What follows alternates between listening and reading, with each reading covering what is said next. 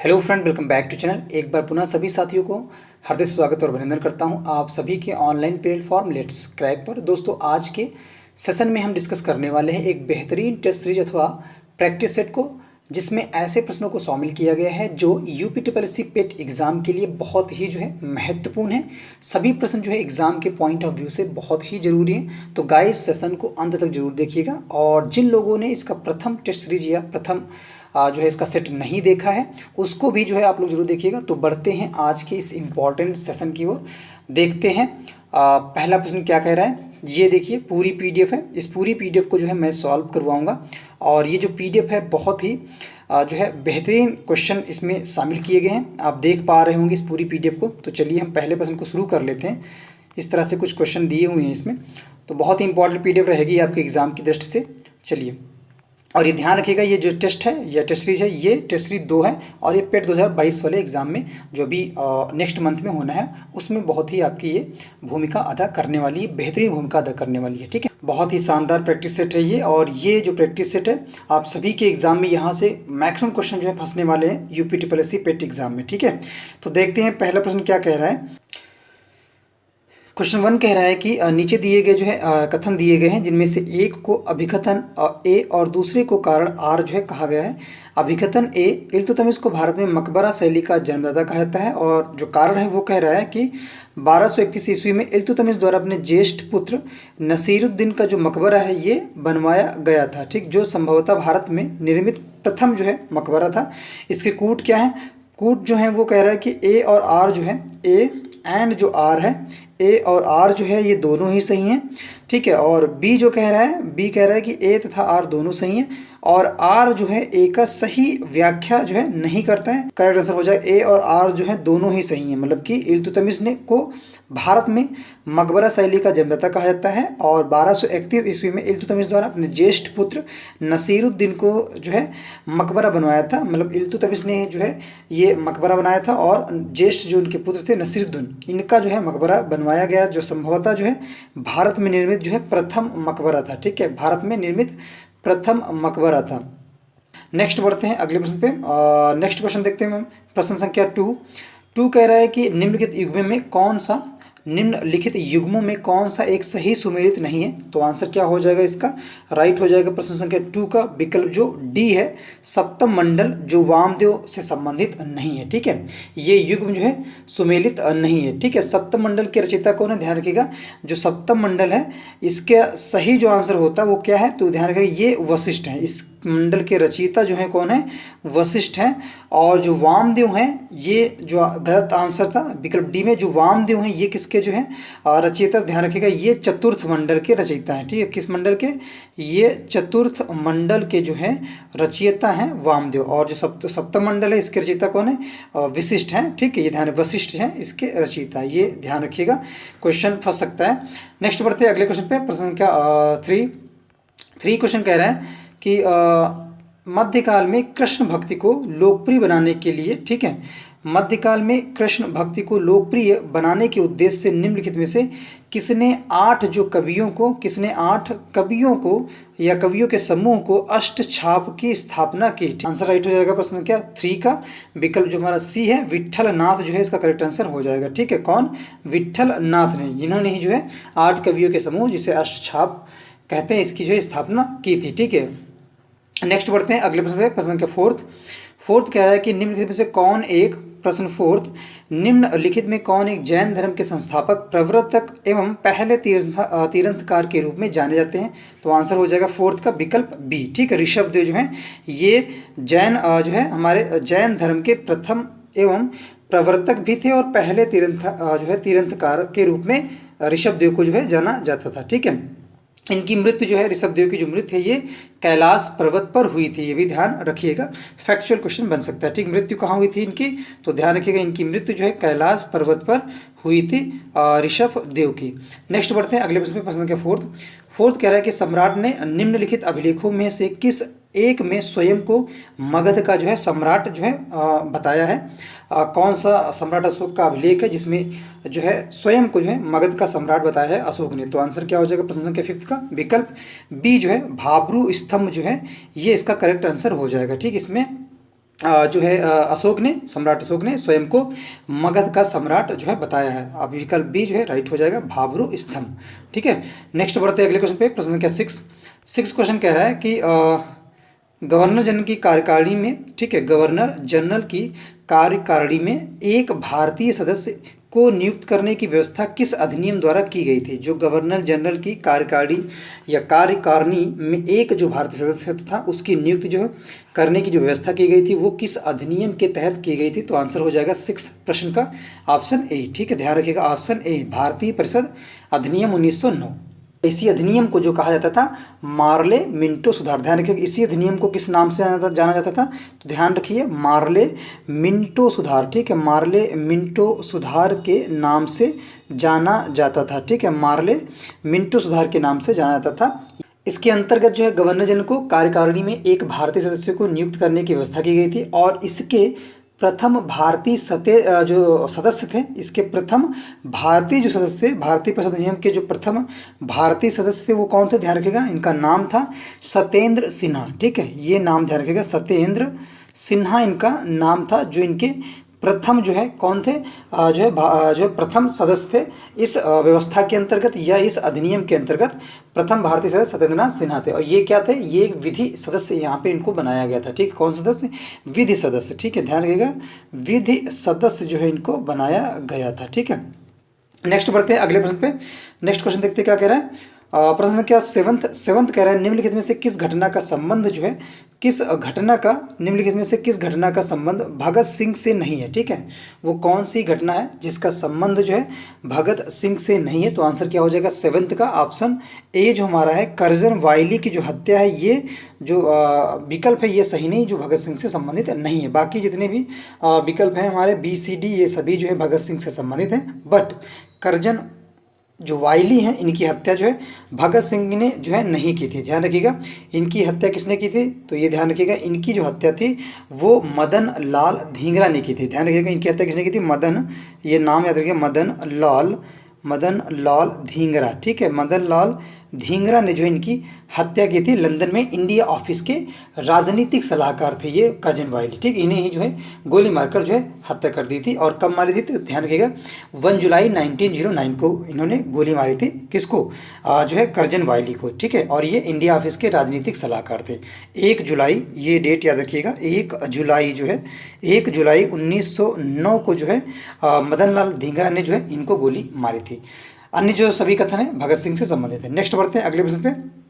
प्रश्न 8 प्रश्न कह रहा है कि सविनय अवज्ञा आंदोलन की समाप्ति के पश्चात अप्रैल 1936 में किस एक की स्थापना लखनऊ में की गई? ठीक है, सविनय अवज्ञा आंदोलन की समाप्ति के पश्चात अप्रैल 1936 में किस एक की स्थापना लखनऊ में की गई? तो आंसर हो जाएगा 8 का विकल्प जो हमारा बी है ये राइट हो जाएगा। ठीक है, अखिल भारतीय किसान सभा जो है इसका करेक्ट आंसर हो जाएगा। ये 1936 में लखनऊ में जो है की गई थी अखिल भारतीय किसान सभा की जो है स्थापना। ठीक है, और इसकी जो स्थापना हुई थी सविनय अवज्ञा आंदोलन की समाप्ति के पश्चात हुई थी और 1936 के बाद की गई थी। 1936 में जो है 1936 में लखनऊ में की गई थी, बाद में नहीं। ठीक है, प्रथम अखिल भारतीय किसान सभा की अध्यक्षता किसने की थी? ये क्वेश्चन एक बन सकता है, ध्यान रखिएगा। प्रथम अखिल भारतीय किसान सभा की जो अध्यक्षता की थी वो स्वामी सहजानंद सरस्वती ने की। ध्यान रखिएगा, स्वामी, ये नाम याद रखिएगा, स्वामी सहजानंद। ठीक है, सहजानंद ने जो है प्रथम स्वामी सहजानंद सरस्वती ने प्रथम अखिल भारतीय किसान सभा की जो है अध्यक्षता की थी। नेक्स्ट बढ़ते हैं प्रश्न संख्या 9 पे। प्रश्न 9 कह रहा है कि निम्नलिखित को कालक्रम के अनुसार जो है व्यवस्थित करना है। प्रश्न 9 जो कालक्रम है उसके अनुसार जो है इसको व्यवस्थित करना है। तो यहाँ पे स्वदेशी आंदोलन की योजना दी है, इसके बाद दिया हुआ है बंगाल विभाजन का प्रभावी होना। ठीक है, इसके बाद दिया है हमारा बंगाल विभाजन का निर्णय। ठीक है, तो इसमें इसको कालक्रम में जो सही कालक्रम है उसके अनुसार जो है इसको लगाना है। तो इसका करेक्ट आंसर क्या हो जाएगा? प्रश्न 9 का ऑप्शन जो हमारा बी है ये राइट हो जाएगा। ठीक है, ये ध्यान रखिएगा, तीसरा और फिर है पहला एंड फिर जो है ये दूसरा। ठीक है, और ये जो हमारा बात करें तीसरा जो है यानी कि बंगाल विभाजन का जो निर्णय है ये कब लिया गया था? ध्यान रखिएगा, ये लिया गया था 20 जुलाई, जे फॉर जुलाई एंड 1905 को जो है बंगाल विभाजन का निर्णय लिया गया था या घोषणा की गई थी। इसके बाद जो दिया हुआ है हमारा 1 है विकल्प बी इसमें सही है, लेकिन इसके बाद तीसरे के बाद पहला दिया है, यहाँ पे देखिए पहला दिया है, तो पहला है स्वदेशी आंदोलन की योजना। तो ये कब की थी? 7 अगस्त 1905 को की थी। ध्यान रखिएगा 7 अगस्त 1905 को जो है स्वदेशी आंदोलन की योजना जो है की गई थी। इसके बाद जो आता है हमारा बंगाल विभाजन का प्रभावी होना। ठीक है, बंगाल विभाजन का प्रभावी होना, इसकी जो डेट है वो क्या है? ये जो डेट है 16 अगस्त 1905 है। ठीक है, 16 अगस्त 1905 जो है, तो ये सही जो कालानुक्रम होगा ये होगा। ठीक है, तो विकल्प बी जो है ये राइट हो जाएगा प्रश्न संख्या 9 का। नेक्स्ट बढ़ते हैं अगले प्रश्न पे। नेक्स्ट क्वेश्चन 10 क्वेश्चन कह रहा है कि निम्नलिखित में से किसने सेंट्रल असेंबली में अप्रैल 1929 में जो है बम फेंका? ठीक, किस असेंबली में? सेंट्रल असेंबली की बात कर रहा है। ठीक है, सेंट्रल असेंबली में अप्रैल 1929 में जो है बम फेंका था। तो आंसर क्या हो जाएगा 10th प्रश्न का? ऑप्शन राइट हो जाएगा डी। ठीक है, 1 और 4 मतलब कि पहला और चौथा जो है इसमें भगत सिंह जो है ये सही है, और जो बटुकेश्वर दत्त हैं ये सही है। ठीक है, इन दोनों जो है सेंट्रल असेंबली में अप्रैल 1929 को जो है बम फेंका था। ठीक है, नेक्स्ट बढ़ते हैं प्रश्न संख्या 11 पे। 11 प्रश्न कह रहा है कि भारत से सीमा साझा करने वाले या वाला वह कौन सा देश है जिसकी किसी महासागर या समुद्र तक पहुंच नहीं है? प्रश्न 11, तो आंसर क्या हो जाएगा 11 का? विकल्प डी जो है ये राइट हो जाएगा। ठीक, अफगानिस्तान जो है इसका करेक्ट आंसर हो जाएगा, विकल्प डी। ये जो है किसी से जो है, क्योंकि अफगानिस्तान जो है ये दक्षिण मध्य एशिया में अवस्थित है। कहाँ पे है ये ध्यान रखिएगा, ये दक्षिण मध्य जो है एशिया में ये अवस्थित है या स्थित है। ठीक है, और भारत के राज्य जो है जम्मू कश्मीर से इसकी जो है सीमा स्पर्श करती है, और ये जो अफगानिस्तान है ये चारों तरफ से जो है ज़मीन से घिरा हुआ है या लैंड लॉक जो है ये देश है। नेक्स्ट बढ़ते हैं अगले प्रश्न पे। नेक्स्ट है हमारा प्रश्न 12 प्रश्न कह रहा है कि दून निम्न में से किस पर्वत श्रृंखला में पाए जाते हैं? तो आंसर क्या हो जाएगा हमारा 12 प्रश्न का? Option A. ठीक है, शिवालिक जो है यहाँ पे दून जो है पर्वत श्रृंखला, इस शिवालिक श्रृंखला में या शिवालिक पर्वत श्रृंखला में दून जो है पाए जाते हैं। ठीक है, जैसे आप ध्यान रखिएगा देहरादून है। ठीक, क्या है? देहरादून। ठीक है, तो इससे आप समझ जाएंगे इसको या किस पर्वत श्रृंखला में रहता है, तो ये शिवालिक में रहता है। नेक्स्ट बढ़ते हैं अगले प्रश्न पे। प्रश्न 13 है। 13 कह रहा है कि निम्नलिखित युग्मों में से सही जो युग्म है उसको, जो सही युग्म नहीं उसे सुमेलित करना है। ठीक है, सुमेलित नहीं है उसको चुनाव करना है, उसको चुनना है या सही विकल्प लगाना है। तो आंसर क्या हो जाएगा 13 का? विकल्प आप देखेंगे जो गढ़वाल है, यहाँ पे गढ़जात लिखा है, ध्यान रखिए गढ़वाल जो है ये कहाँ पड़ता है? उड़ीसा में पड़ता है, तो ये राइट है। गढ़जात या गढ़वाल जो उड़ीसा में पड़ता है ये सही है। फिर है मांडो जो कहाँ पड़ता है? ये भी गुजरात में पड़ता है, ये भी सही है। फिर है सेवराय। ठीक है, सेवराय जो है ये आंध्र प्रदेश पे ना होकर कहाँ पड़ता है? ये ध्यान रखिएगा ये तमिलनाडु में पड़ता है। ठीक, कहाँ पे? तमिलनाडु में पड़ता है। कौन? सेवराय की पहाड़ियाँ। ठीक है, जो हरिश्चंद्र है ये महाराष्ट्र में मिलता है। ठीक है, तो आंसर क्या हो जाएगा 13 प्रश्न का? करेक्ट जो आंसर हो जाएगा वो हो जाएगा ऑप्शन जो हमारा दिया है विकल्प जो सी है ये राइट हो जाएगा। ठीक, सेवराय कहाँ मिलता है? ये सेवराय की जो पहाड़ियाँ हैं ये तमिलनाडु में मिलती है, ना कि आंध्र प्रदेश में। नेक्स्ट बढ़ते हैं अगले प्रश्न में। प्रश्न संख्या 14 प्रश्न कह रहा है कि निम्न पर जो है निम्नलिखित या निम्न पर विचार करना है। ठीक है, निम्न पर जो है विचार करें। प्रश्न 14, कालाहारी, गोबी, चीहू, आचुआन और सहारा। ठीक, उपयुक्त मरुस्थलों में कौन सा दक्षिणी गोलार्ध में स्थित है? ये 4 जो ऊपर के मरुस्थल दिए हैं 1, 2, 3 एंड 4, इनमें से ऐसा कौन सा मरुस्थल है जो दक्षिणी गोलार्ध में स्थित है? सीधा सा क्वेश्चन ये है। तो आंसर हो जाएगा हमारा केवल एक जो है कालाहारी जो है यही जो है दक्षिणी गोलार्ध में स्थित है। ठीक, ऑप्शन ए जो है ये राइट हो जाएगा। ठीक, कालाहारी मरुस्थल जो है कहाँ पे है? ये दक्षिणी गोलार्ध में स्थित है। और मंगोलिया की अगर हम बात करें, ध्यान रखिएगा ये जो गोबी है, ये हमारा जो गोबी है या मंगोलिया इसे बोलते हैं, ये मंगोलिया में रहता है। ठीक है, मंगोलिया जो मरुस्थल है कहाँ है? जो गोबी मरुस्थल है कहाँ है? ये है मंगोलिया में। ठीक, कहाँ पे? मंगोलिया में है। इसके बाद चीहू आचुआन जो है ये मरुस्थल है, और ये कहाँ पे है चीहूजन? तो ये ध्यान रखिएगा मैक्सिको में है। कहाँ पे? मैक्सिको में है। मैक्सिको कहाँ पड़ता है? ये ध्यान रखिएगा मैक्सिको पड़ता है कहाँ पे? ये पड़ता है नॉर्थ अमेरिका में। ठीक है, नेक्स्ट बढ़ते हैं। एक रह गया हमारा सहारा। तो सहारा मेरे ख्याल से सबको पता होगा। सहारा जो है ये कहाँ पड़ता है? ये पड़ता है उत्तरी अफ्रीका के पश्चिमी भाग में। ठीक है, उत्तरी अफ्रीका का ये आपने पार्ट देखा होगा, ये पार्ट। ठीक है, ये जो पार्ट है अफ्रीका है ये, ठीक है, ये जो पार्ट है यहाँ पे सहारा मरुस्थल पाया जाता है। नेक्स्ट पढ़ते हैं अगले प्रश्न में, प्रश्न संख्या 15। 15 प्रश्न कह रहा है कि अनुकूलतम जनसंख्या सिद्धांत के जो है जनक जो है कौन थे। अनुकूलतम ऑप्टिमम पॉपुलेशन जो थ्योरी है इसके जनक कौन थे, तो ध्यान रखिएगा इसके जो जनक है वो है हमारे प्रश्न 15 का ऑप्शन जो सी है ये राइट हो जाएगा। ठीक है, डार्विन केनन जो है ये ऑप्टिमम या अनुकूलतम जनसंख्या के सिद्धांत जो है इन्होंने दिया था, इनके जनक है। ठीक है, propounder of the optimum population theory. Next बढ़ते हैं प्रश्न संख्या 16 पे।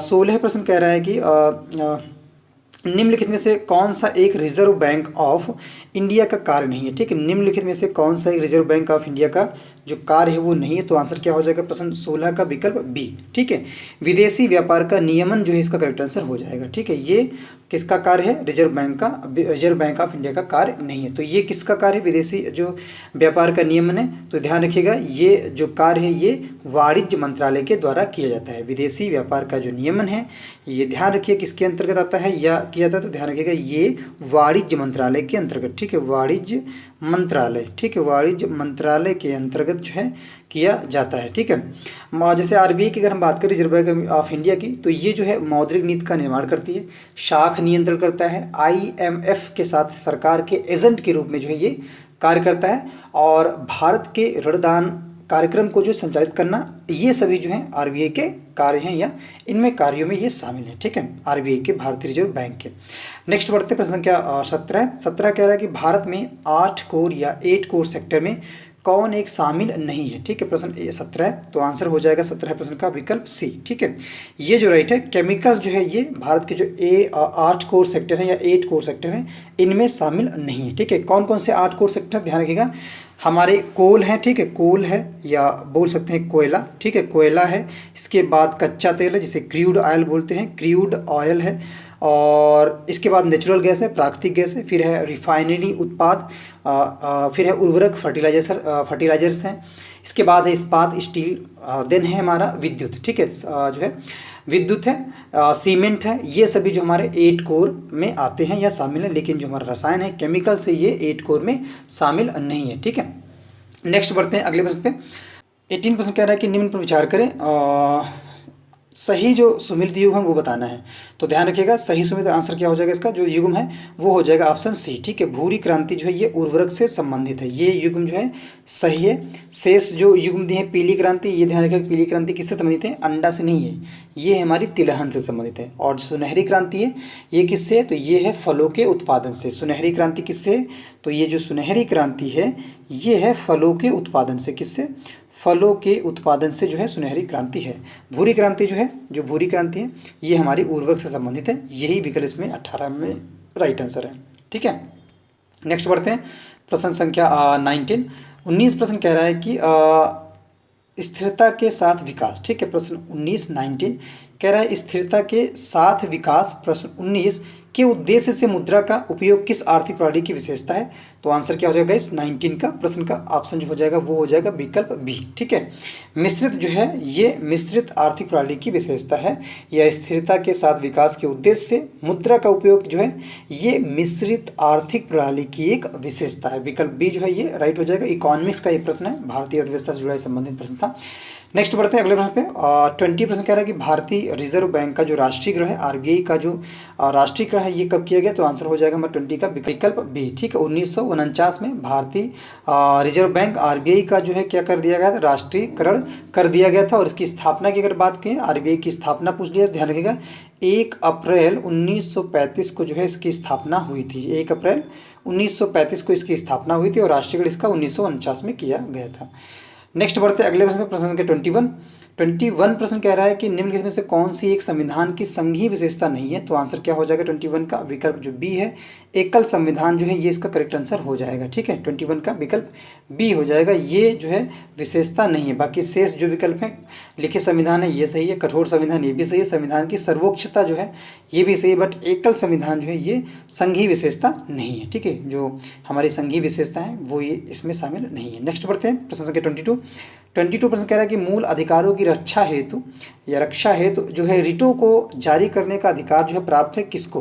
तो आंसर क्या हो जाएगा प्रश्न संख्या 22 का, ऑप्शन हो जाएगा विकल्प डी। ठीक है, हमारा जो डी है ये राइट, ए और बी दोनों को, मतलब उच्चतम न्यायालय को और उच्च न्यायालय को, high court and supreme court दोनों को जो है रिट जारी करने का अधिकार प्राप्त है अगर मूल अधिकारों की जो रक्षा है या उनकी अवहेलना हो रही है तब। ठीक है, उनकी रक्षा के लिए बेसिक्स है, मूल अधिकारों की रक्षा है रिट जारी कर सकती है high court and supreme court. ठीक है, सुप्रीम कोर्ट। नेक्स्ट बढ़ते हैं अगले प्रश्न पे, प्रश्न संख्या, और अगर ये पूछ लिया किस अनुच्छेद के थे तो ध्यान रखिएगा जो हमारा उच्चतम न्यायालय है इसमें थोड़ा सा एक और फैक्ट जुड़ा है। उच्चतम जो न्यायालय है ध्यान रखिएगा ये जो है अनुच्छेद 32 कहते हैं। ठीक है, अनुच्छेद 32 के तहत जो है रिट जारी कर सकता है मूल अधिकारों की रक्षा के हेतु, और उच्च जो न्यायालय है ये अनुच्छेद 226 के तहत, ठीक है 226 के तहत जो है रिट जारी कर सकता है। ठीक है, इसमें जो है ये जो रिट्स होती हैं दोनों जो है high court and supreme court दोनों जो है मूल अधिकारों की रक्षा है तो ये रिट जारी करते हैं। रिट कौन कौन सी होती है तो ध्यान रखिएगा, बंदी प्रत्यक्षीकरण, परमादेश, प्रतिषेध, उत्प्रेक्षण एंड अधिकार प्रक्षा। ठीक है, ये अगर इंग्लिश में जानना चाहें तो उनको भी मैं क्लियर कर देता हूँ। अगर इंग्लिश में बात करें तो ये है हैबियस कॉर्पस, फिर है मैंडेमस जिसे जो है परमादेश बोलते हैं, फिर है प्रोहिबिशन जिसे प्रतिषेध बोलते हैं, फिर है शर्टी ऑरियरी एंड फिर है क्वा वारंटो जिसे अधिकार परीक्षा बोलते हैं। ठीक है, नेक्स्ट बढ़ते हैं अगले क्वेश्चन पे। नेक्स्ट 23% कह रहा है, 23 क्वेश्चन कह रहा है कि निम्नलिखित कार्यों में से कौन सा स्थानीय स्वशासन से जो है संबंधित नहीं है। ठीक है, ऐसा कौन सा कार्य है जो स्थानीय स्वशासन से संबंधित नहीं है तो आंसर हो जाएगा 23 का विकल्प डी। ठीक है, लोक व्यवस्था का अनुरक्षण जो है स्थानीय स्वशासन से संबंधित नहीं है। ठीक है, अन्य जो हैं जितने भी शेष विकल्प हैं वो स्थानीय शासन से संबंधित हैं। ठीक है, तो लोक व्यवस्था का अनुरक्षण किसके द्वारा किया जाता है ध्यान रखिएगा, ये जो अनुरक्षण होता है लोक व्यवस्था का ये राज्य सरकार से संबंधित है। ठीक है, किससे, ये किससे संबंधित है तो ये ध्यान रखिएगा राज्य सरकार से संबंधित है। ठीक है, स्टेट जो गवर्नमेंट है उससे ये संबंधित है। अगले क्वेश्चन पढ़ते हैं, प्रश्न संख्या 24% कह रहा है कि उच्च न्यायालय के न्यायाधीशों की पेंशन जो है दी जाती है। जो उच्च न्यायालय होते हैं उनके जो न्यायाधीश हैं उनको पेंशन जो है दी जाती है किससे तो 24 का करेक्ट हो जाएगा ऑप्शन बी। ठीक है, भारत सरकार की जो संचित निधि होती है इससे दी जाती है। ठीक, consolidated funds for of government of India. ठीक है, विकल्प बी जो है राइट हो जाएगा। ये उच्च न्यायालय के न्यायाधीशों को पेंशन देने का जो है भारत की संचित निधि से या भारत सरकार की जो है संचित निधि से ये दिया जाता है। ठीक है, तो ये अनुच्छेद जो होता है ये ध्यान रखिएगा अनुच्छेद 112(3) घ। ठीक है, 112(3) घ के तहत जो है पेंशन जो है उच्च न्यायालय के जो न्यायाधीश हैं भारत सरकार की संचित जो निधि है उससे दी जाती है। और इसके जो वेतन होते हैं उच्च न्यायालय के जो वेतन हैं और उनके जो भत्ते हैं ये ध्यान रखिएगा, उच्च न्यायालय के जो वेतन भत्ते हैं वो थोड़ा सा डिफरेंट है। वो किसके द्वारा दिए जाते हैं, वो दिए जाते हैं राज्य की संचित निधि से। किससे, राज्य की संचित निधि से। ठीक है, राज्य की संचित जो है निधि से जो है दिए जाते हैं न्यायाधीशों के जो वेतन है, उनकी जो सैलरी है और उनके जो भत्ते हैं। ठीक है, और किस अनुच्छेद के तहत तो ध्यान रखिएगा 202(3) घ के तहत। ठीक है, 202 अनुच्छेद 202(3) घ के तहत जो है राज्य की संचित निधि से न्यायाधीशों के वेतन में भत्ते देने का जो प्रावधान है इन अनुच्छेद में मिलता है। नेक्स्ट बढ़ते हैं, प्रश्न संख्या 25% कह रहा है कि मूल कर्तव्य हैं। ठीक है, मूल जो कर्तव्य हैं कौन है तो आंसर हो जाएगा हमारा ऑप्शन ए, केवल नागरिकों के लिए जो है मूल कर्तव्य है। किसके लिए, केवल नागरिकों के लिए मूल कर्तव्य, ओनली फॉर सिटीजन्स। 25 का ऑप्शन ए राइट हो जाएगा। ठीक है, और संविधान में अगर पूछ लिया जाए कि मूल कर्तव्य जो है किसकी संस्कृति के आधार पर या संस्कृति के आधार पर जोड़े गए तो ध्यान रखिएगा ये जो मूल अधिकार है या जो मूल कर्तव्य हैं ये ध्यान रखिएगा ये स्वर्ण सिंह समिति। ठीक है, कभी कभी पूछ लिया जाता है। ठीक है, स्वर्ण सिंह जो समिति है किससे संबंधित है, ध्यान रखिएगा ये मूल कर्तव्यों से संबंधित है। ठीक है, इनकी संस्कृति पर जो है संस्कृति के आधार पर जो है 42वें संविधान संशोधन 1976 के द्वारा जो है यह जोड़ा गया था। ठीक है, यह केवल भारतीयों के लिए, विदेशियों के लिए नहीं है। ठीक है, ये ध्यान रखिएगा ये फॉरेनर्स के लिए नहीं है, this is only for Indian citizen not for foreigners. Next बढ़ते हैं अगले क्वेश्चन पे। 26% कह रहा है कि सूर्य की किरणों की तीव्रता, सूर्य की किरणों को जो किरणें हैं उनकी तीव्रता मापने वाले उपकरण को क्या कहते हैं तो 26 का हो जाएगा ऑप्शन डी। ठीक है, एक्टिनोमीटर कहते हैं जो सूर्य की किरणों की तीव्रता जो है जो इंटेंसिटी जो है जो सन की जो रेज है, जो सन रेज हैं, उनकी जो इंटेंसिटी है वो मेजर की जाती है एक्टिनोमीटर से, ठीक है, मापी जाती है एक्टिनोमीटर से। नेक्स्ट बढ़ते हैं अगले क्वेश्चन पे, देखते हैं क्या क्वेश्चन है। मिथैनोग्लोबिनीमिया, ठीक है, मिथैनोग्लोबोनीमिया ये जो नामक रोग है किससे होता है, या ये जो रोग है मुख्यतः क्या होता है, या कहाँ होता है, या किन में होता है? तो आंसर हो जाएगा 27 का ऑप्शन ए, ठीक है, ये जो है बच्चों में होता है, विकल्प ए जो है राइट हो जाएगा, ठीक। मिथैनोग्लोबोनीमिया जो है ये रोग जो है बच्चों में होता है, और ये जो है किसकी कमी से होता है, ध्यान रखिएगा, पेयजल में जो है नाइट्रेट की अधिकता से होने वाला ये रोग है। और ये रोग जो है किससे फैलता है, तो ध्यान रखिएगा, ये रोग जो है पेयजल जो है हमारा पीने का जो पानी है इसमें नाइट्रेट, ठीक है, ध्यान रखिएगा, नाइट्रेट जो है इसकी अधिकता के कारण, ठीक, नाइट्रेट की अधिकता के कारण यह रोग बच्चों में हो जाता है, जिसे क्या बोलते हैं, हिंदी में बोलते हैं ब्लू बेबी सिंड्रोम। आप सभी ने इसको सुना होगा, बट ये नाम मेरे ख्याल से आप लोगों के लिए नया होगा। ब्लू बेबी सिंड्रोम जो है ये रोग होता है पेयजल में पेयजल में नाइट्रेट की अधिकता से होने वाला ये रोग है, और इसमें जो बच्चे होते हैं और या बच्चों के जो लार होते हैं उन्हें बुलबुले बनने लगते हैं, ठीक है। नेक्स्ट बढ़ते हैं अगले प्रश्न पर। नेक्स्ट क्वेश्चन 28 है हमारा, कह रहा है कि मनुष्य में रुधिर परिसंचरण तंत्र की जो खोज है, ठीक है, मनुष्य में रुधिर परिसंचरण की खोज जो है ये किसने की थी, ठीक है, ब्लड सर्कुलेटरी जो सिस्टम है इन ह्यूमंस में, तो आंसर हो जाएगा हमारा 28 का ऑप्शन ए, ठीक है, विलियम हार्वे इसका राइट आंसर हो जाएगा, ठीक है, ये विलियम हार्वे ने इसकी खोज की थी। नेक्स्ट बढ़ते हैं अगले प्रश्न पे, प्रश्न 29 प्रश्न कह रहा है कि चंद्रमा पर लोलक घड़ी ले जाने पर उसका आवर्तकाल, ऑप्शन ए, ठीक है, ये जो है उसका आवर्तकाल क्या हो जाएगा, बढ़ जाएगा। ऐसा क्यों होता है, क्योंकि जो चंद्रमा है उस पर जी का जो मान होता है, जो स्मॉल जी है ना, स्मॉल जी, इसका जो मान होता है पृथ्वी के जी के मान का कितना होता है, 1/6 गुना होता है, ठीक है, पृथ्वी के ये मून का है और ये जो हमारा अर्थ का है, तो जो मान होता है जी का पृथ्वी के 1/6 गुना होता है, ठीक है, 1/6 गुना होता है चंद्रमा पर जो है मान, ठीक है, जी का, इस वजह से ऐसा होता है। नेक्स्ट बढ़ते हैं अगले प्रश्न पे, प्रश्न संख्या 30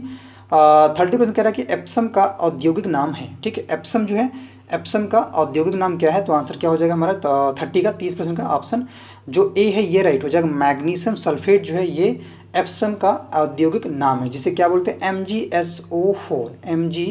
MgSO4, ये है मैग्नीशियम सल्फेट, ठीक है, और ये कैसा, ये ध्यान रखेंगे, ये एक अकार्बनिक लवण है, ठीक है, कैसा है, ये अकार्बनिक लवण है, जिसे एप्सम के नाम से भी जाना जाता है, ठीक है। इसे इंग्लिश में अगर देखें क्या बोलते हैं, तो ध्यान रखें, इसे इंग्लिश में साल्ट भी कहते हैं, ठीक है, इंग्लिश में क्या बोलते हैं, साल्ट भी बोलते हैं, ये ध्यान रखिएगा, ठीक है। नेक्स्ट बढ़ते हैं नेक्स्ट क्वेश्चन पे 31 प्रश्न कह रहा है यदि ए और A/B का भागफल जो है यदि A/B का भागफल धनात्मक है तो निम्नलिखित में से क्या सही होना चाहिए, ठीक है। अगर कह रहा है कि A और बटे B जो इसका भागफल अगर किया जाए तो आंसर क्या आता है, धनात्मक आता है, इतनी सी बात है। तो कह रहा है कि तो निम्नलिखित में से क्या सही होना चाहिए, ठीक है। तो कैसे करेंगे, ध्यान रखिएगा, ये कह रहा है अगर A/B का मान धनात्मक होता है तो हम क्या करेंगे, A और B या तो दोनों को धनात्मक मान लें, ठीक है, या तो दोनों को हम ऋणात्मक मान लें, ठीक है। जैसे अगर हम बात करें जो AB है हमारा, ठीक है, AB ये हमेशा जो है किससे बड़ा होना चाहिए या होगा, तो ध्यान रखिए ये 0 से बड़ा होगा, ठीक, किससे, AB जो है ये किससे हमेशा बड़ा होगा, तो ध्यान रखिएगा ये 0 से बड़ा होगा, ठीक है, ये किससे बड़ा होगा, 0 से बड़ा होगा, ठीक है। तो ध्यान रखिएगा, तो जहाँ पे लिखा हो AB, जहाँ पे लिखा हो AB ग्रेटर देन जो है 0 या 0, तो वही इसका करेक्ट आंसर हो जाएगा। तो ऑप्शन सी जो है आप देख रहे होंगे, जो सी है ये राइट हो जाएगा। AB जो है ये किससे बड़ा है, 0 से बड़ा है, ठीक, यही होना चाहिए, ठीक, यही इसका आंसर हो जाएगा। क्यों, क्योंकि देखो A और B दिया है, यहाँ पे अगर कोई नंबर मान ले तो या फिर हम दोनों जगह पे माइनस साइन ले लें, ठीक है, -A कर लें और -B कर ले तो माइनस कट जाएगा, या फिर दोनों प्लस ले लें, +A +B, ठीक है, प्लस को शो नहीं करते हैं तो हम EB लिख लेंगे, ठीक है। तो यहाँ पे ये दोनों जो मान होंगे A और B का जो मान होगा वो क्या होगा, हमेशा 0 से बड़ा होगा, ठीक। तो जो भी है C जो है ये इसका करेक्ट आंसर हो जाएगा। नेक्स्ट बढ़ते हैं 32 प्रश्न कह रहा है A प्लस इसके बाद दिया है 1/1 + 1/2, ठीक है।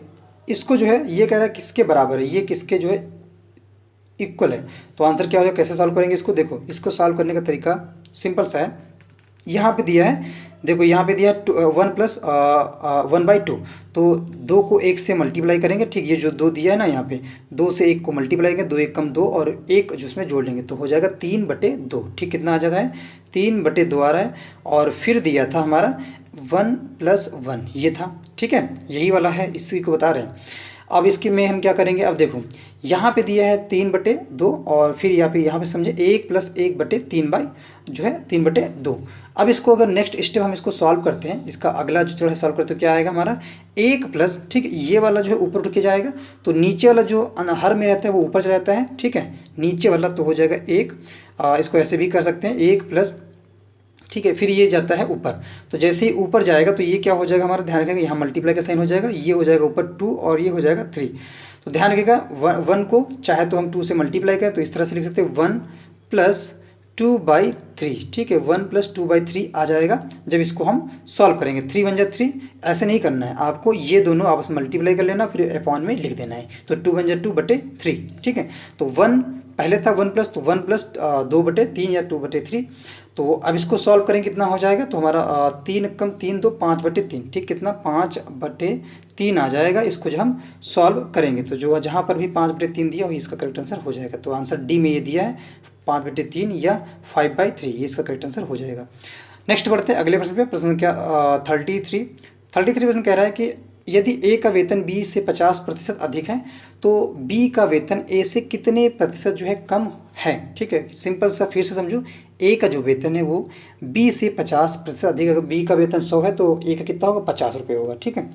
तो बी का वेतन ए से कितने प्रतिशत जो है ये कम है, ये पूछ रहा है, ठीक है। सिंपल से कैसे लगाएंगे, अगर हम ए का वेतन जो मान लें, जैसा क्वेश्चन कह रहा है ए का वेतन बी के वेतन से 50% अधिक है, तो बी के वेतन में हम ए के वेतन के प्रतिशत की अगर कमी निकालें तो कैसे निकलेगा, ध्यान रखिएगा बी के वेतन में, ये ध्यान रखिएगा बी के वेतन में, ठीक है, बी के वेतन में ए के वेतन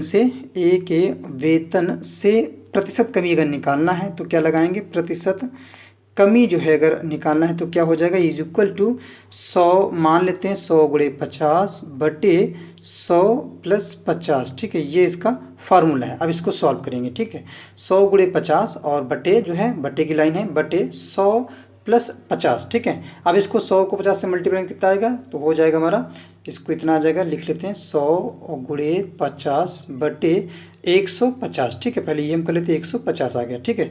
अब 150 दिया है तो ये ध्यान रखिएगा, ये 0 कट गया, ये 0 कट गया, ठीक, 5 3 15 ही कट गया, तो 100/3 आ गया, यहाँ पे कितना आ गया 100/3 आ गया, ठीक है। तो 100/3 को अगर हम कट करेंगे कितना आ जाएगा, तो 100 को अगर हम 3 से डिवाइड करें तो कितना आएगा, ध्यान रखिएगा 100 को अगर हम 3 से डिवाइड करते हैं, 100 को अगर 3 से डिवाइड करेंगे तो आएगा 33 सही 1/3%, ठीक है, 33 सही 1/3%। तो ध्यान रखिएगा 33 सही 1/3% जहाँ पर भी हो ये इसका करेक्ट आंसर हो जाएगा, ठीक है। तो ये इसका राइट आंसर हो जाएगा। मैंने क्या किया, कुछ नहीं किया, सिंपल सा है 100 × 50 कर दिया और 100 + 50 कर दिया, ठीक, इसको सॉल्व कर दिया, आंसर कितना आएगा हमारा 33 सही 1/3। तो विकल्प डी जो है ये इसका करेक्ट आंसर हो जाएगा, ठीक है। प्रतिशत कमी इस तरह से निकाली जाती है।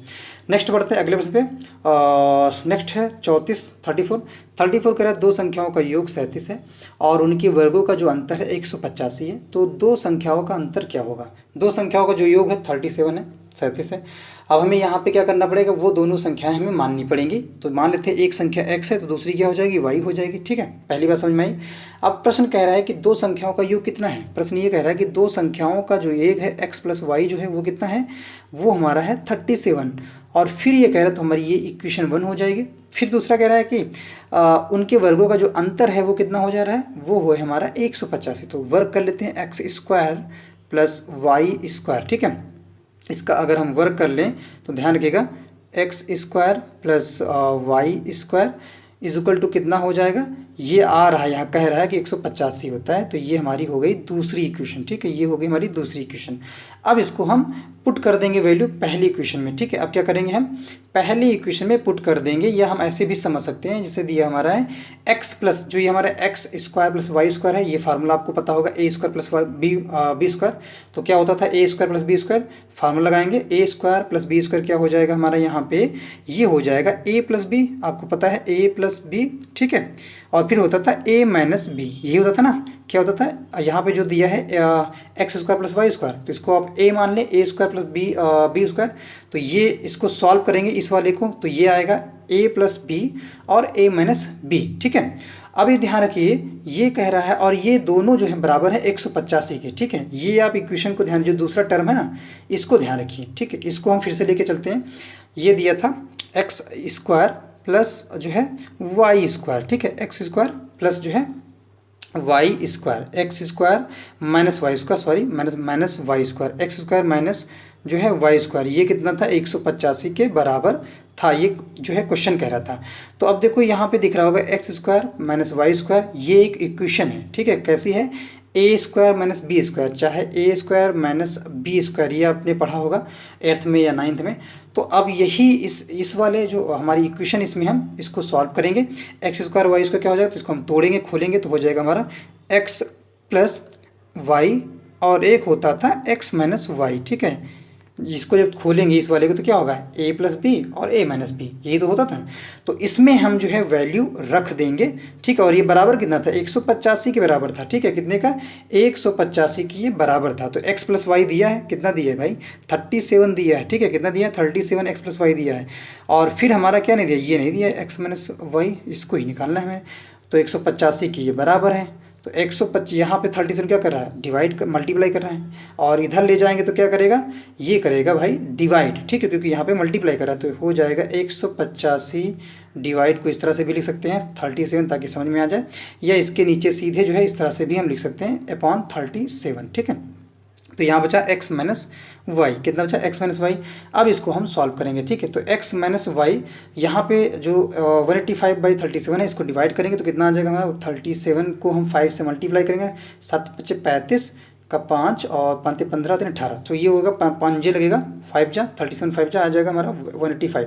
तो x माइनस वाई जो है कितना आ जा रहा है, दोनों संख्याओं का अंतर कितना है, ये तो पूछ रहा था, x माइनस वाई दोनों संख्याओं का अंतर हम कर रहे हैं तो कितना आ रहा है, 5 आ रहा है। तो जहाँ पर भी 5 दिया हो ये इसका करेक्ट आंसर हो जाएगा। तो ऑप्शन ए में दिया है, आप देख पा रहे होंगे। ठीक है, ऑप्शन ए इसका राइट आंसर हो जाएगा। ठीक है, 5 जो है इसका करेक्ट आंसर हो जाएगा। नेक्स्ट बढ़ते हैं अगले प्रश्न में। प्रश्न क्या 35% कह रहा है कि एक नौका में 15 नाविकों का औसत वजन उस समय 1.6 किलोग्राम बढ़ जाता है जब उसमें से 42 किलोग्राम वजन वाले एक नाविक के स्थान पर दूसरा व्यक्ति आता है, तो नए व्यक्ति का वजन जो है किलोग्राम में ज्ञात करना है। ठीक है, क्वेश्चन फिर से समझिएगा। एक नौका में 15 नाविकों का औसत वजन जो कितना है, जो 15 नाविक है उनका औसत वजन उस समय बढ़ जाता है, एक टाइम है, एक सिचुएशन है, जब उस कितना बढ़ जाता है, जब 1.6 किलोग्राम कम बढ़ जाता है। कब, जब उसमें 42 किलोग्राम वजन वाले एक नाविक के स्थान पर दूसरा व्यक्ति आता है। ठीक है, इसके स्थान पर कोई दूसरा व्यक्ति आता है, तो जो नया व्यक्ति आता है, सिंपल सा फंडा है, जो नया व्यक्ति आ रहा है उसके वजन की बात कर रहा है कि उसका भाई वजन बताएं। ठीक है, तो क्या करेंगे, नए व्यक्ति के वजन के लिए आप ये फार्मूला याद रखिएगा। ठीक है, नए व्यक्ति के वजन के लिए आपको एक फार्मूला याद रखना है। क्या लिखना है, न्यू फॉर नए में लिख देना, नए वजन का न्यू वेट। ठीक है, ये द न्यू वेट। ठीक है, मैं फिर से लिख दे रहा हूँ, न्यू वेट या नए न्यू वेट। ठीक है, NW फॉर न्यू वेट, जो नया व्यक्ति आया उसके वजन पे। ठीक है, उसके वजन को पता करना है। तो इसमें ध्यान रखिएगा जाने वाले व्यक्ति का भार। ठीक है, ये ध्यान रखिएगा, जाने वाले व्यक्ति का भार। ठीक, जाने वाले व्यक्ति का भार प्लस व्यक्तियों की संख्या। ठीक, प्लस व्यक्तियों की नंबर ऑफ द पीपल्स, या व्यक्तियों की संख्या जो है, इसके बाद मल्टीप्लाई या गुणे औसत में वृद्धि।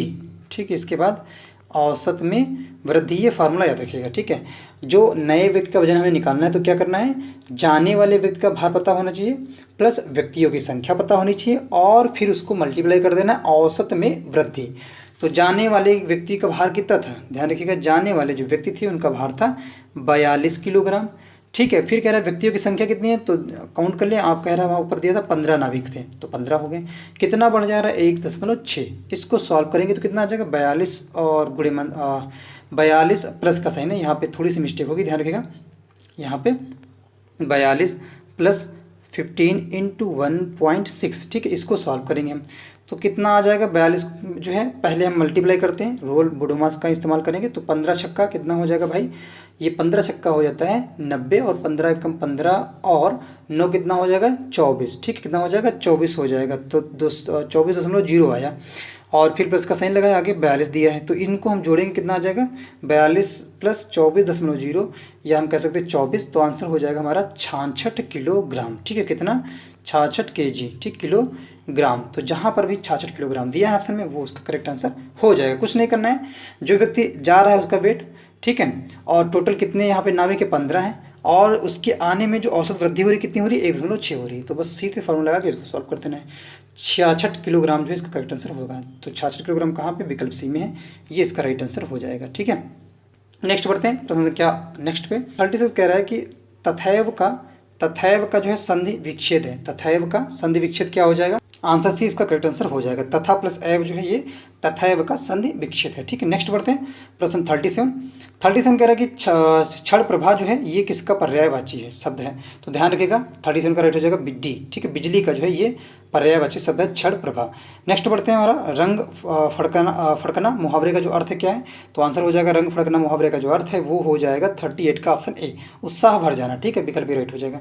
नेक्स्ट बढ़ते हैं 39 कह रहा है कि वर्तनी की दृष्टि से कौन सा शब्द जो है शुद्ध है, किसकी दृष्टि से, वर्तनी की दृष्टि से, तो आंसर हो जाएगा 39 का विकल्प सी, प्रलयंकर जो है ये राइट हो जाएगा। ठीक है, नेक्स्ट बढ़ते हैं 40% पे। क्वेश्चन है 40 कह रहा है कि दुर्दमय का जो अर्थ क्या होगा, तो आंसर हो जाएगा 40 का विकल्प जो हमारा बी है, जिसका दमन करना कठिन हो उसे क्या बोलेंगे, दुर्दमय। ठीक है, तो 40 का विकल्प बी जो है ये राइट हो जाएगा। नेक्स्ट बढ़ते हैं अगले प्रश्न पे, प्रश्न क्या 41 से दिया हुआ direction of question number 41 to 43, read the passage and, मतलब ये पैसेज पे बेस्ड जो है आंसर होंगे। तो पैसेज को मैं स्क्रॉल कर रहा हूँ, आप लोग धीरे से पढ़िएगा, या फिर इसको जो है आप पॉज करके, वीडियो पॉज करके आप इस पैसेज को पढ़ सकते हैं। ठीक है, ये वो पैसेज है, read the passage and answer the question that follow, your answer should be based on the passage only. तो पैसेज पे बेस्ड आंसर होने चाहिए। जो दिया है हमारा my informant about the Tibetan civilisation is a certain Japanese monk of the name जो है कावागुची। ये पूरा पैरा है, आप पढ़िएगा, पैरा पढ़ेंगे तो ये वीडियो बहुत ही लेंदी हो जाएगा, तो पैरा जो है पॉज करके वीडियो पढ़ सकते हैं।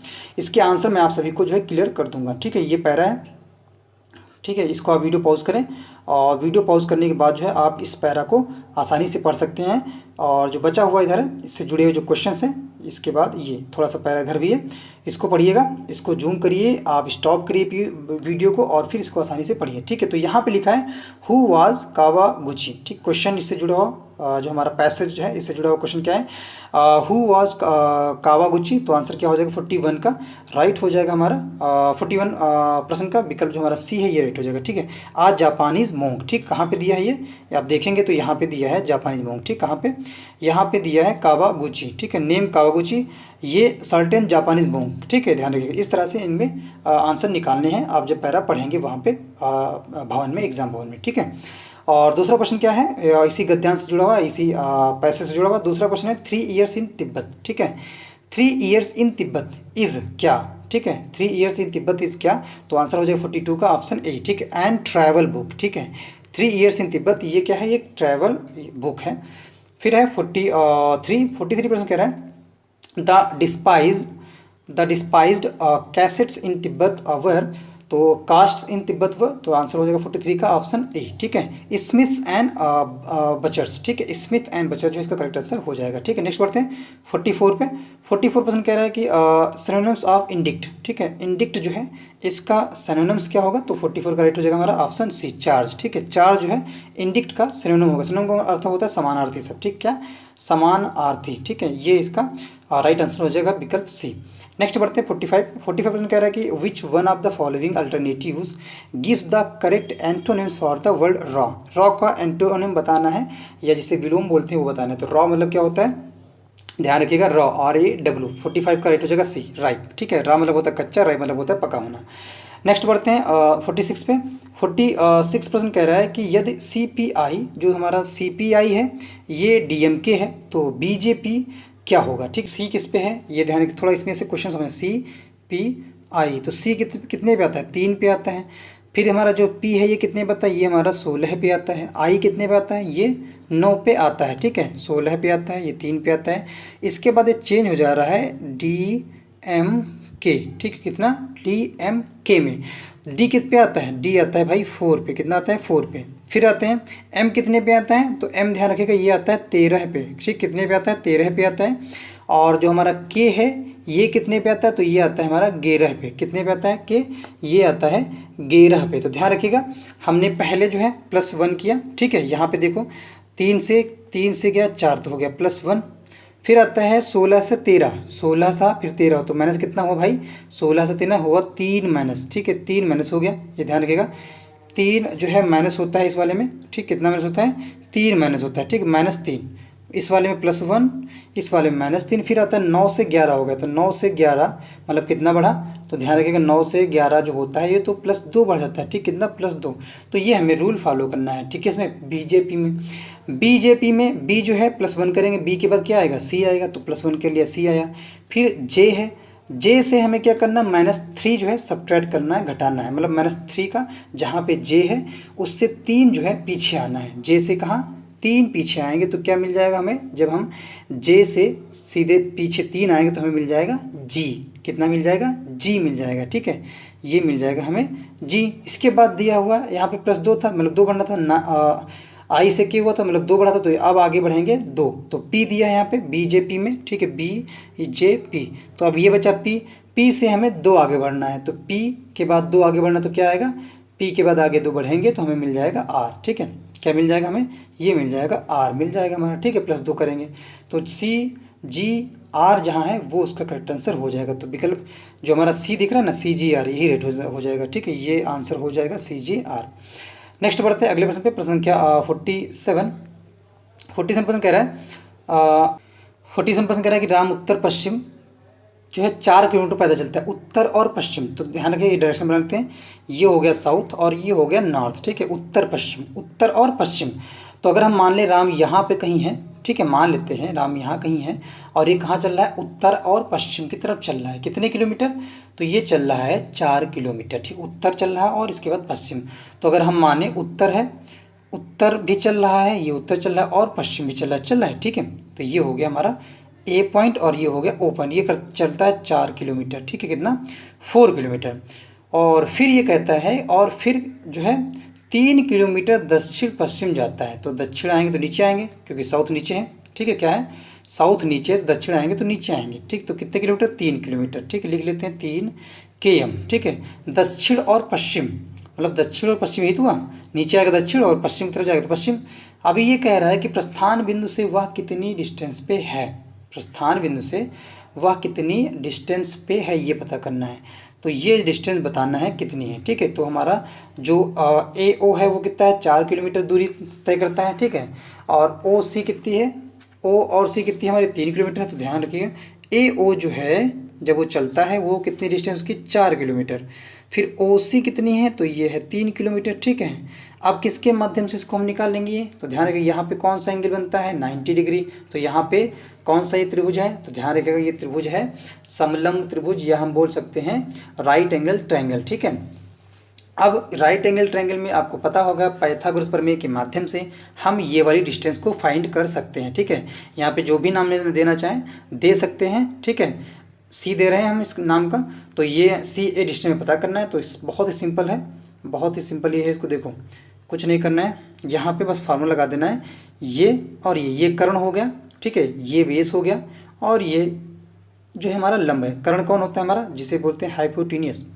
ये 90 डिग्री एंगल के सामने जो भी लाइन होगी ये लाइन है, यही हमारा कर्ण है। तो हमारा होता है कर्ण स्क्वायर, ठीक है। क्या होता है, कर्ण स्क्वायर इज इक्वल टू लंब स्क्वायर, ठीक है, प्लस आधार स्क्वायर, ठीक है, आधार स्क्वायर, ठीक। तो कर्ण स्क्वायर में हम लिख देंगे CA, ठीक है। इसको हम देखते हैं, कर्ण स्क्वायर में हम लिख देंगे CA, ठीक है। क्या है, CA लिख देंगे CA, ठीक है।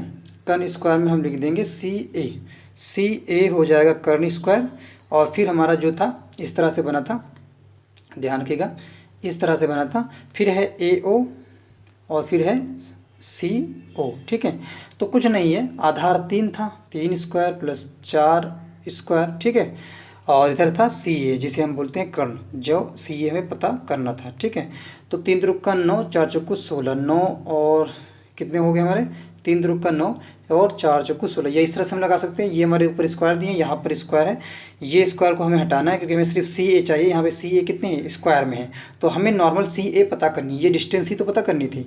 तो सी ए पता करने के लिए ये इसको हटाने के लिए हमें इस साइड में जो है आरएचएस साइड में हम क्या कर देंगे, स्क्वायर लगा देंगे दोनों पे। तो हो जाएगा 3 स्क्वायर प्लस 4 स्क्वायर, इस पे लग जाएगा रूट, और इधर बचेगा हमारा क्या, सी ए। ठीक है, ये बचा हमारा क्या, सी ए बचा, या ए सी बोल सकते हैं, कुछ भी लिख, सी ए या ए सी। ठीक है, जो कर्ण था। तो अब हम इसको देखो, अब हमारे यहाँ पे जो दिया 3 स्क्वायर प्लस 4 स्क्वायर, इसमें हमें क्या करें, कुछ नहीं है। क्या करेंगे, सिंपल सा फंडा है, यहाँ पे कुछ नहीं करना है आपको।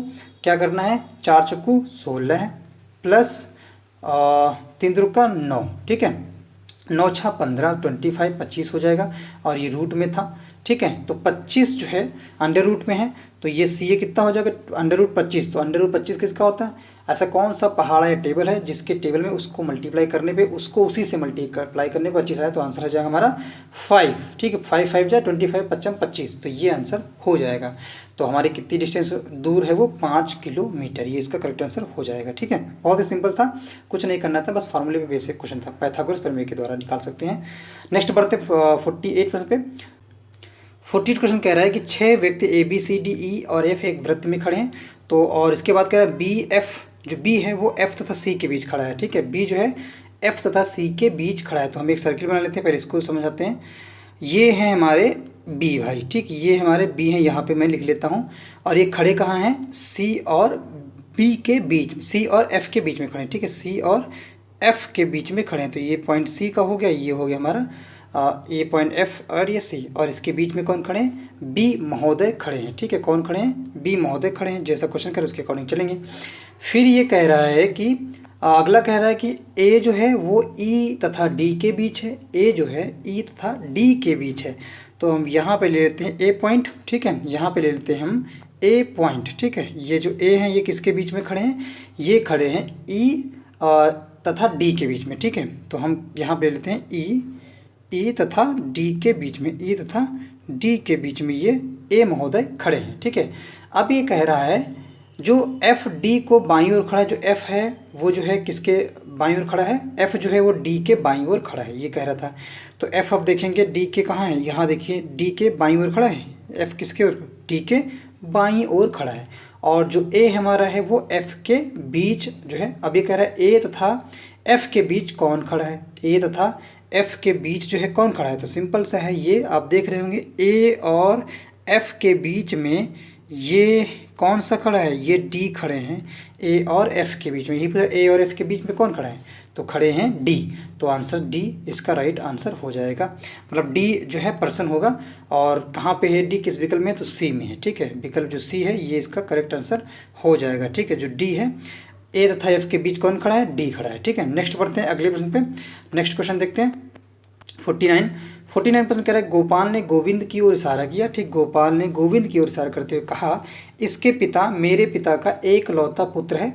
इसके पिता जो है मेरे पिता के एकलौते पुत्र हैं। गोपाल से गोविंद का क्या संबंध है, गोपाल से गोविंद का संबंध पूछ रहा है। तो 49 का राइट आंसर क्या हो जाएगा, इसको देखो करके बताते हैं। सिंपल सा है, गोपाल ने किसकी ओर इशारा किया, गोपाल ने गोविंद की ओर इशारा किया। तो यहाँ पे हम ले लेते हैं गोपाल, और यहाँ पे ले लेते हैं हम गोविंद। ठीक है, इनकी ओर इशारा करते हैं और कहते हैं गोपाल ने गोविंद, ये हो गए हमारे गोविंद। ठीक है, ये ध्यान रखिए, ये गोविंद हो गए और ये हो गए गोपाल।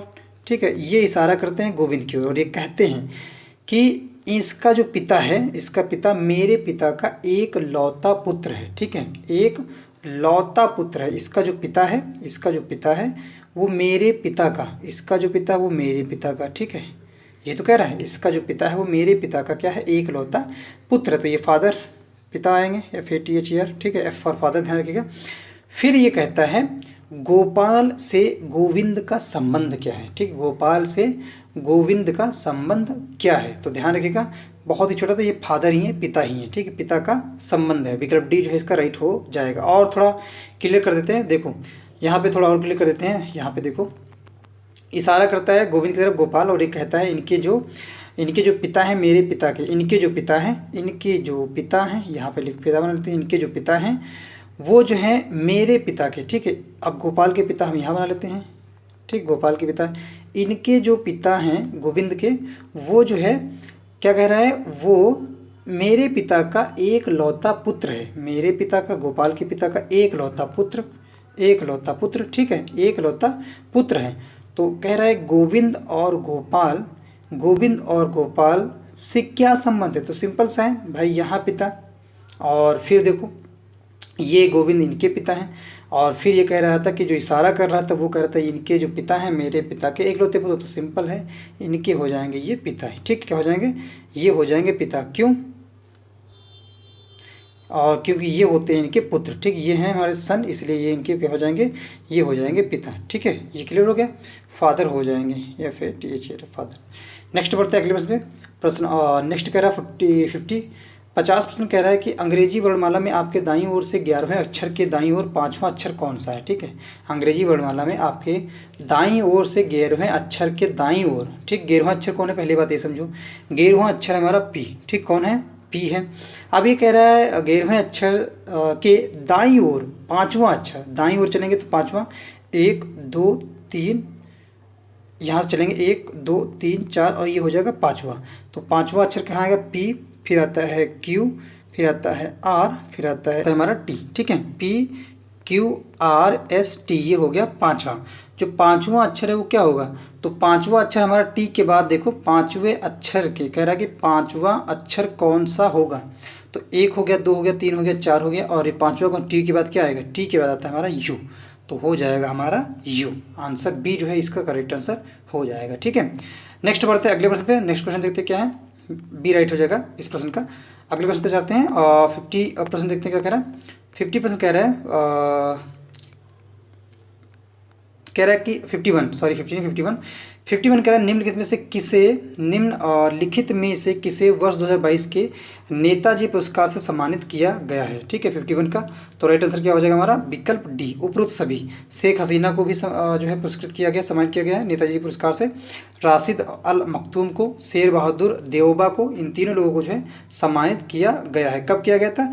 नेताजी सुभाष चंद्र बोस की जो 125वीं जयंती थी, 125वीं जो जयंती थी, और ये जयंती कब होती है? ध्यान रखिए, ये 23 जनवरी को होती है हर साल। ठीक है, 23 जनवरी 2022 को जो है इन दोनों को, इन तीनों लोगों को जो है सम्मानित किया गया है। ठीक है, ये जापान के जो पूर्व PM थे, शिंजो आबे, इनको भी जो है नेताजी पुरस्कार से सम्मानित किया गया था। ठीक है, नेक्स्ट बढ़ते हैं अगले प्रश्न पे। नेक्स्ट हमारा 52% है। 52 कह रहा है कि राष्ट्रीय संस्कृत महोत्सव 2022 का आयोजन कहाँ किया गया था? तो आंसर क्या हो जाएगा 52 का? ऑप्शन जो है विकल्प हो जाएगा हमारा डी। ठीक है, विकल्प डी, आंध्र प्रदेश में जो है ये राष्ट्रीय संस्कृत महोत्सव 2022 का आयोजन किया गया था। नेक्स्ट बढ़ते हैं अगले प्रश्न पे। नेक्स्ट क्वेश्चन देखते हैं क्या है। नेक्स्ट क्वेश्चन है हमारा 53% कह रहा है कि नीति आयोग द्वारा जारी निर्यात तत्परता सूचकांक 2021 जो है ये प्रथम और उत्तर प्रदेश को कौन सा स्थान मिला है? किसको प्रथम मिला है? नीति आयोग द्वारा जो जारी निर्यात तत्परता सूचकांक है उसके अंतर्गत यूपी को कौन सा स्थान मिला है और प्रथम स्थान किसको मिला, ये क्वेश्चन था। तो आंसर हो जाए 53 का ऑप्शन सी, जो गुजरात को प्रथम और यूपी को 6वां स्थान मिला है। ठीक है, नेक्स्ट क्वेश्चन की बढ़ते हैं। अगला प्रश्न देखते हैं क्या कह रहा है। नेक्स्ट क्वेश्चन है एबल पुरस्कार 2022। ठीक है, एबल पुरस्कार 2022 जो है इसके विजेता डेनिस पॉर्नेल सुलिवन का संबंध जो है किस देश से है? ठीक है, एबल पुरस्कार 2022 के विजेता डेनिस पॉर्नेल सुलिवन का संबंध जो है किस कंट्री से, किस देश से? तो आंसर हो जाए 54 का विकल्प ए। ठीक है, संयुक्त राज्य अमेरिका USA से ये संबंधित हैं। ठीक है, एबल पुरस्कार। ठीक है, और एबल पुरस्कार किस क्षेत्र में दिया जाता है? ध्यान रखिएगा, ये गणित के क्षेत्र में दिया जाता है। ठीक, किस क्षेत्र में? गणित के क्षेत्र में दिया जाता है, मैथमेटिक्स के क्षेत्र में ये दिया जाता है। ठीक है, Norwegian academy of science and letters से सम्मानित किया जाता है, जिसे एबल पुरस्कार बोलते हैं। ठीक है, नेक्स्ट बढ़ते हैं अगले प्रश्न पे। प्रश्न संख्या 55 कह रहा है कि विंग्स इंडिया 2022 का आयोजन जो है कहाँ किया गया था? तो आंसर हो जाएगा 55 का विकल्प है हैदराबाद। ठीक है, हैदराबाद जो है इसका करेक्ट आंसर हो जाएगा। ठीक है, नागरिक उड्डयन मंत्रालय, भारतीय विमानपत्तन प्राधिकरण और भारतीय वाणिज्य एवं उद्योग महासंघ के द्वारा संयुक्त रूप से जो है हैदराबाद में विंग्स इंडिया 2022 का आयोजन किया गया है। ठीक है, दोनों की संयुक्त पहल थी, भारतीय जो है नागरिक उड्डयन मंत्रालय एंड भारतीय विमानपत्तन प्राधिकरण और भारतीय वाणिज्य एवं उद्योग महासंघ के द्वारा। ठीक है, इनकी जो है संयुक्त जो है ये पहल थी। नेक्स्ट बढ़ते हैं अगले प्रश्न पे। प्रश्न संख्या 56 क्वेश्चन कह रहा है कि संयुक्त राष्ट्र सतत विकास समाधान नेटवर्क द्वारा वैश्विक खुशहाली रिपोर्ट 2022 में किसे विश्व का जो है सबसे खुशहाल देश घोषित किया गया है? तो आंसर हो जाएगा 56 का ऑप्शन ए। ठीक है, फिनलैंड को जो है घोषित किया गया है। ठीक है, ये जो है संयुक्त राष्ट्र सतत विकास समाधान नेटवर्क द्वारा जो वैश्विक खुशहाली रिपोर्ट जारी की जाती है, ये भी क्वेश्चन बन सकता है कि वैश्विक खुशहाली रिपोर्ट किसके द्वारा जारी की जाती है? तो ये संयुक्त राष्ट्र सतत विकास समाधान नेटवर्क के द्वारा जारी की जाती है, ये ध्यान रखिएगा, फैक्चुअल है, आ सकता है क्वेश्चन।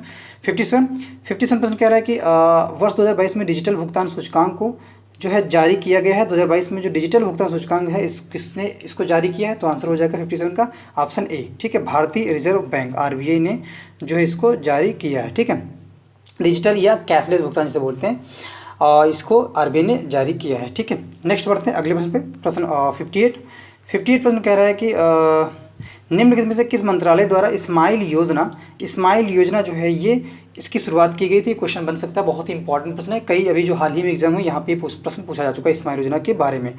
तो स्माइल योजना की शुरुआत जो है किसने की थी? तो आंसर हो जाएगा 58 का विकल्प जो हमारा ए है, ये राइट हो जाएगा। केंद्रीय सामाजिक न्याय एवं अधिकारिता मंत्रालय ने जो इसकी शुरुआत की है। ठीक है, स्माइल की योजना की शुरुआत की है। ठीक, स्माइल का मतलब क्या होता है ये भी समझ लीजिएगा।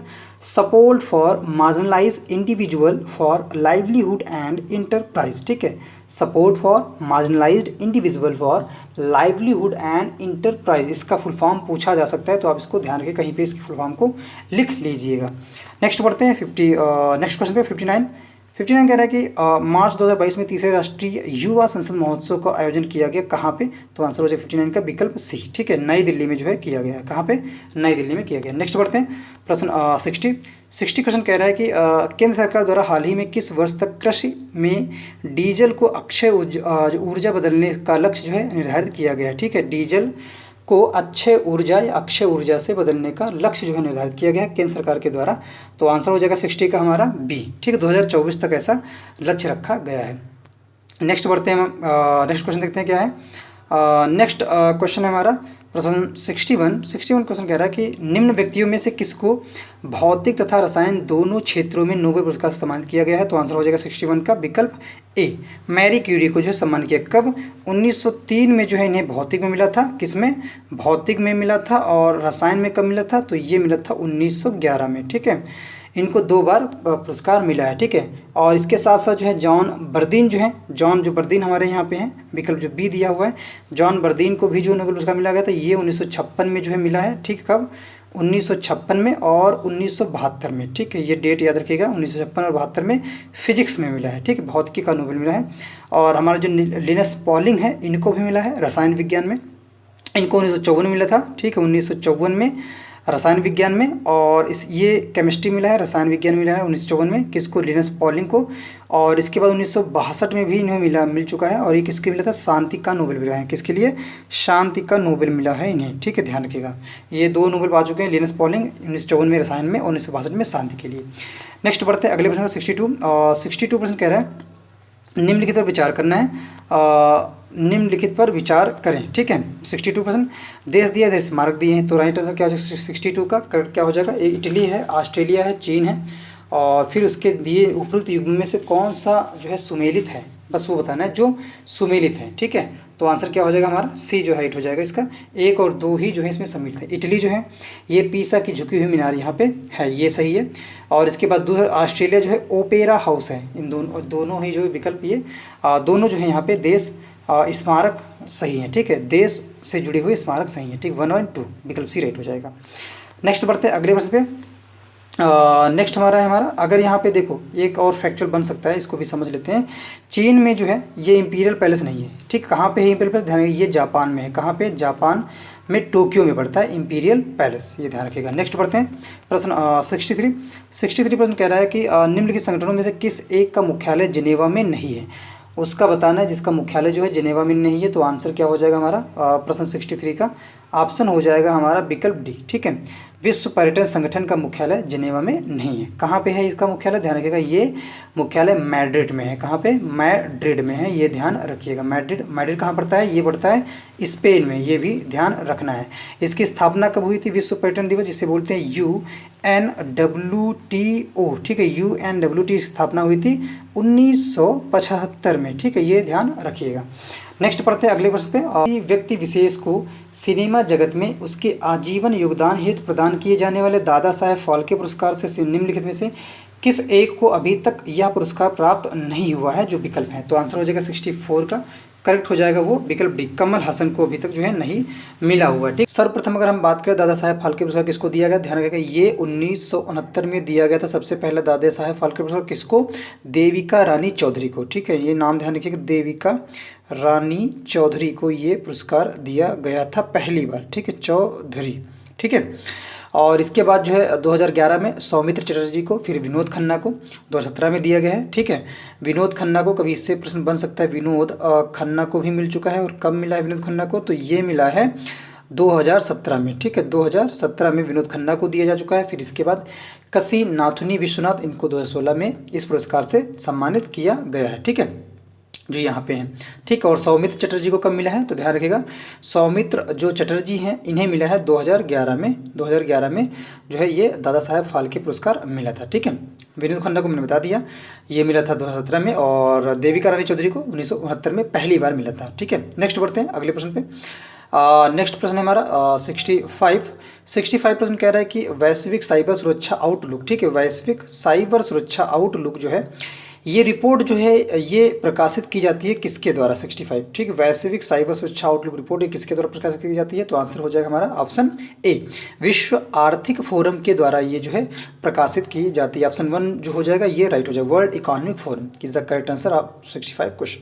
ठीक है, इसमें जो है साइबर सुरक्षा संबंधी सभी संभावनाओं और चिंताओं पर वैश्विक रिपोर्ट जो है प्रस्तुत की जाती है। नेक्स्ट बढ़ते हैं अगले प्रश्न पे।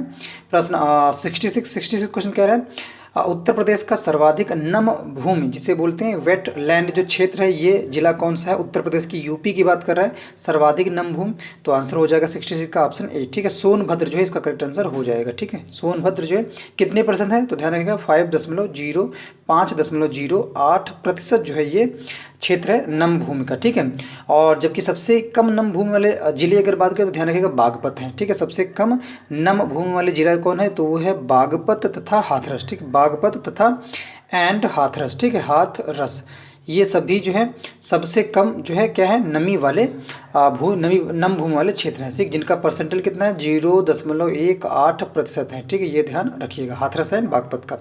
नेक्स्ट बढ़ते हैं अगले प्रश्न पे 67 प्रश्न कह रहा है कि वर्ष 2011 के प्रतिष्ठित बुकर पुरस्कार से किसे सम्मानित किया गया है, 2021 की बात ना कि 2021 के प्रतिष्ठित बुकर पुरस्कार से किसे सम्मानित किया गया है, तो आंसर हो जाएगा हमारा ऑप्शन ए, डगलस स्टुअर्ट। ठीक है, इन्हें जो है 2021 के प्रतिष्ठित बुकर पुरस्कार से सम्मानित किया गया है। ठीक है, और कौन से उपन्यास, तो ध्यान रखिएगा उपन्यासकार इनका नाम था डगलस स्टुअर्ट, और ये दक्षिणी अफ्रीका के प्रसिद्ध उपन्यासकार हैं। कहाँ के, दक्षिण अफ्रीका के प्रसिद्ध जो है उपन्यासकार हैं। ऑप्शन ए 67 का करेक्ट हो जाएगा। नेक्स्ट बढ़ते हैं अगले प्रश्न पे। नेक्स्ट क्वेश्चन हमारा 68 प्रश्न कह रहा है कि निम्नलिखित में से sunrise over Ayodhya nationhood in our times नाम पुस्तक के लेखक कौन है, तो आंसर क्या हो जाएगा 68% का ऑप्शन जो है हमारा बी। ठीक है, सलमान खुर्शीद जो है ये इसका करेक्ट आंसर हो जाएगा। ठीक है, ये sunrise over Ayodhya nationhood in our times इस पुस्तक के लेखक हैं। नेक्स्ट बढ़ते हैं अगले क्वेश्चन पे। नेक्स्ट क्वेश्चन देखते हैं क्या है हमारा प्रश्न संख्या 68 के बाद है 69 प्रश्न कह रहा है निम्नलिखित में से कौन सा एक सम्मेलन प्रवासी प्रजातियों के संरक्षण से संबंधित है। ठीक, वो कौन सा सम्मेलन है जो किससे संबंधित है, ध्यान रखिएगा वो संबंधित है प्रवासी प्रजातियों के संरक्षण से संबंधित वो सम्मेलन बताना है। तो 69 प्रश्न का राइट आंसर क्या हो जाएगा हमारा, विकल्प हो जाएगा बी। ठीक है, 1979 का बोन समझौता जो है ये सम्मेलन जो है प्रवासी प्रजातियों के संरक्षण से संबंधित है। ठीक है, ये 1979 में हुआ था। ठीक है, नेक्स्ट बढ़ते हैं अगले प्रश्न पे 70 प्रश्न कह रहा है 70 प्रश्न कह रहा है कि भारत में सर्वप्रथम हवाई डाक सेवा जो है प्रयागराज से नैनी के बीच किस वर्ष जो है प्रारंभ की गई। ठीक है, यहाँ पे दो क्वेश्चन मिलते हैं, एक तो है सर्वप्रथम हवाई डाक सेवा कहाँ किसके बीच स्टार्ट की गई प्रारंभ की गई, तो ध्यान रखिएगा प्रयागराज से नैनी। ठीक है, और कब, तो आंसर है हमारा ऑप्शन ए। ठीक है, 1911। नेक्स्ट बढ़ते हैं अगले प्रश्न पे। नेक्स्ट क्वेश्चन हमारा है निम्नलिखित गद्यांश को ध्यानपूर्वक पढ़िए तथा ऊपर आधारित प्रश्नों पर 71 से लेके जो है 71 से 75 तक जो है ये इस गद्यांश पर जो है प्रश्न आधारित होंगे। तो इस गद्यांश को आप पॉज करके पढ़िएगा और इस गद्यांश को आप स्क्रीनशॉट ले सकते हैं या फिर इसको वीडियो को पॉज करके आप पढ़ सकते हैं। ठीक है, इस गद्यांश पे आधारित देखिए प्रश्न कौन कौन से, इनके मैं आंसर जो है आप सभी को क्लियर कर दूंगा। ठीक है, ये बचा हुआ गद्यांश इधर है इस साइड में, राइट हैंड साइड में, और ये गद्यांश है कह रहा है कि प्रत्येक राष्ट्र के समक्ष, ठीक है, प्रत्येक राष्ट्र के समक्ष 71 प्रश्न कह रहा है कि प्रत्येक राष्ट्र के समक्ष आज महत्वपूर्ण जो प्रश्न है, प्रत्येक राष्ट्र के समक्ष आज महत्वपूर्ण प्रश्न है यह है कि, ठीक है, इस गद्यांश को मैं एक बार पुनः जो है आप सभी को जो है फिर से जो है दिखा दे रहा हूँ। देख रहे हो दिया गया है अखिल विश्व, ठीक, अखिल विश्व आज शांति की खोज में भटक रहा है। छोटे से छोटे और बड़े से बड़े राष्ट्र के सामने यही एक महत्वपूर्ण प्रश्न है कि किस प्रकार इस अविश्वास एवं संत्रस्त विश्व में स्थायी शांति की स्थापना की जा सके। ठीक है, ये आप देखिए, पढ़िए और वीडियो को पॉज करिए या फिर आप इसके स्क्रीनशॉट लेके जो है आप इसको आसानी से पढ़ सकते हैं। ठीक है, चलिए इसका आंसर मैं बता दे रहा हूँ। 71% का राइट आंसर हो जाएगा 71 का करेक्ट जो आंसर होगा वो हो जाएगा विकल्प जो हमारा दिया हुआ है सी, ये राइट हो जाएगा। ठीक, किस प्रकार विश्व में स्थायी शांति की स्थापना की जाए। ठीक है, प्रत्येक राष्ट्र के समक्ष आज महत्वपूर्ण प्रश्न यह है कि, तो यहाँ पहले स्टेंजा में दिया हुआ है ये बात कि जो है सामने क्या समस्या ये लिखा हुआ है कैसे जो है स्थायी शांति की स्थापना की जा सके। ठीक, अखिल विश्व आज, पूरा विश्व, अखिल का मतलब होता है पूरा विश्व। ठीक है, नेक्स्ट 72% कह रहा है कि बड़े बड़े राजनीतिक विशालकाय भव्य प्रसादों में, बड़े बड़े राजनीतिक विशालकाय भव्य प्रसादों में, तो राइट आंसर क्या हो जाएगा ऑप्शन 72 का विकल्प जो है बी, ये राइट हो जाएगा। बैठकर विचार विनिमय एवं तर्क वितर्क प्रस्तुत करते हैं। ठीक है, बी जो है राइट हो जाएगा प्रश्न 72 का।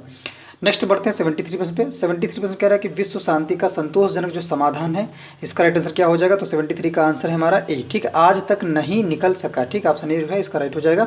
नेक्स्ट बढ़ते हैं 74% पे। 74% कह रहा है कि पश्चिम दिशा की ओर कदम बढ़ाना, तो ये राइट आंसर क्या हो जाएगा 74 का ऑप्शन डी, लक्ष्य पर पहुँचने के लिए खुद को हास्यपद बनाना है। ठीक है, ये इसका करेक्ट आंसर है।